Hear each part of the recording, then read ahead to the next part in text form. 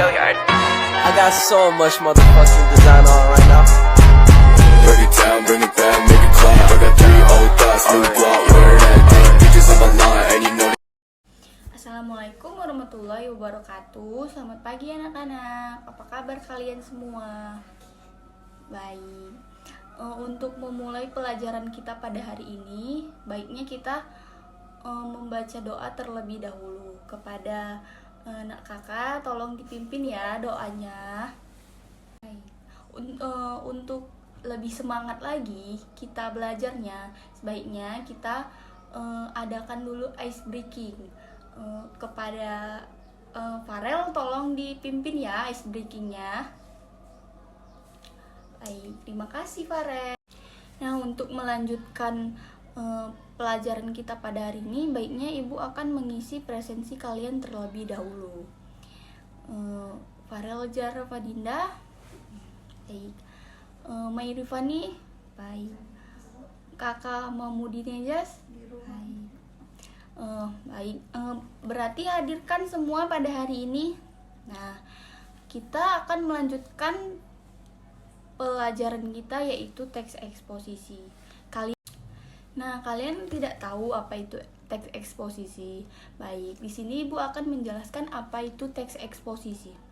Nah, kalian pasti pernah mendengarkan tulisan seperti esai, tajuk rencana, editorial.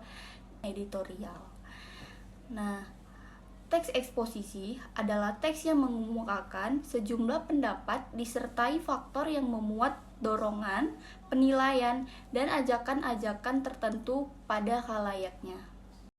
Lalu di teks eksposisi ini ada seperti unsur-unsur teks eksposisi, yaitu gagasan dan fakta.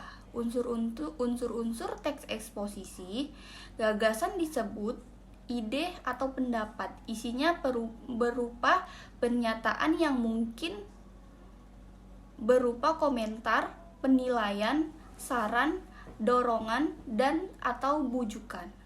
Nah, ciri utamanya adalah gagasan masih berupa opini.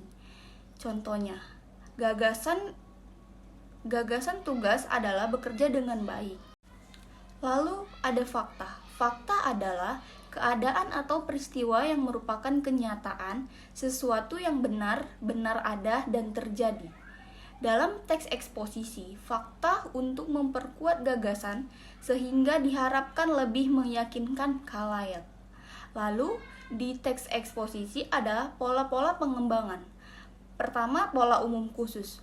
Pada pola umum khusus, ide pokok bagian teksnya terletak di awal paragraf yang di awalnya, kemudian diikuti dengan ide-ide penjelasan. Pola ini dikenal dengan nama deduktif. Nah, lalu selanjutnya ada pola ilustrasi. Pada pola ilustrasi, gagasan-gagasan umum menggunakan ilustrasi atau contoh konkret atau nyata yang berfungsi untuk membuktikan suatu pendapat.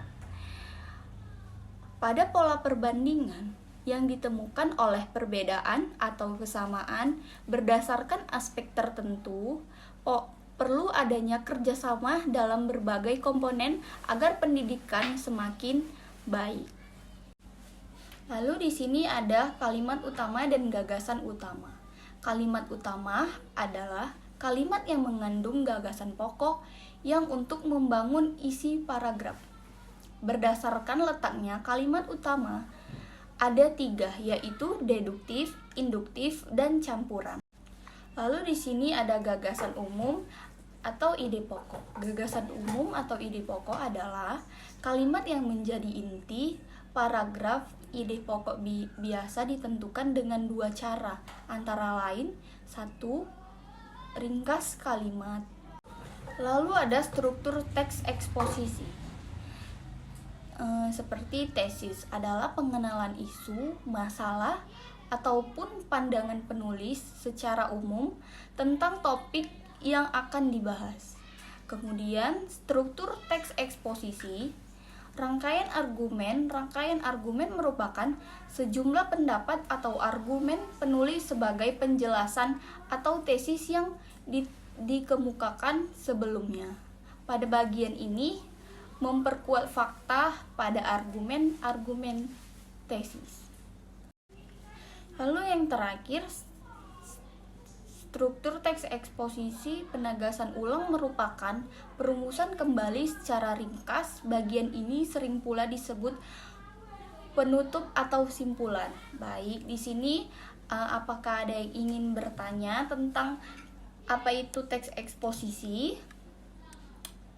Baik, kepada Putri dipersilakan untuk bertanya. Baik, tepuk tangan dulu untuk temannya. Nah, lalu di sini Ibu akan memberikan kalian tugas seperti. Nah, baik, Ibu telah mengirimkan ke grup kita tugas untuk yang kalian kerjakan sekarang. Coba kalian perhatikan, di situ ada tulisan saat ini Indonesia diperkirakan telah memiliki kurang lebih 90 juta orang yang tergolong ke dalam kelompok consuming class. Nah, di situ kalian bisa memilih kutip tersebut membuktikan bahwa tesis sang penulis berupa fakta. Nah, kalian bisa menjawabnya dalam teks eksposisi, kutipan atas termaksud ke dalam struktur. Nah, kalian bisa menjawabnya. Di sini ada yang bisa menjawabnya. Baik, kepada Mai, tolong dijawab apa itu. Baik, terima kasih kepada Mai atas jawabannya. Jawabannya adalah struktur termaksud ke dalam struktur argumentasi. Baik, terima kasih kepada Mai telah menjawab pertanyaan yang Ibu telah berikan. Tepuk tangan dulu untuk kawan-kawan, untuk temannya.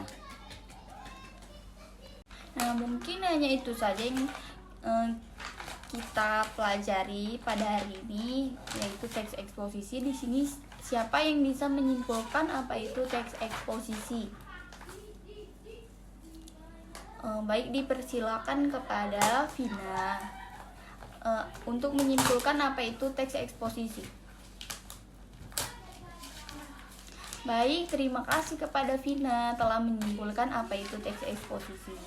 Baik, di sini Ibu akan menjelaskan kembali kesimpulan apa itu teks eksposisi. Simpulan teks eksposisi adalah bagian yang berisi tanggapan atau penegasan kembali dari argumentasi yang telah disampaikan. Nah, sampai di sini kalian paham kan apa itu teks eksposisi? Baik, telah selesai pembelajaran kita pada hari ini, pagi hari ini. Dipersilakan yang untuk mau istirahat, yang ingin keluar untuk makan, dipersilakan. Dan selanjutnya pelajaran selanjutnya apa pada hari ini? Oke. Nah, ya udah sampai di sini. Baik, terima kasih Ibu. Pamit dulu ya, keluar. Assalamualaikum warahmatullahi wabarakatuh. Terima kasih.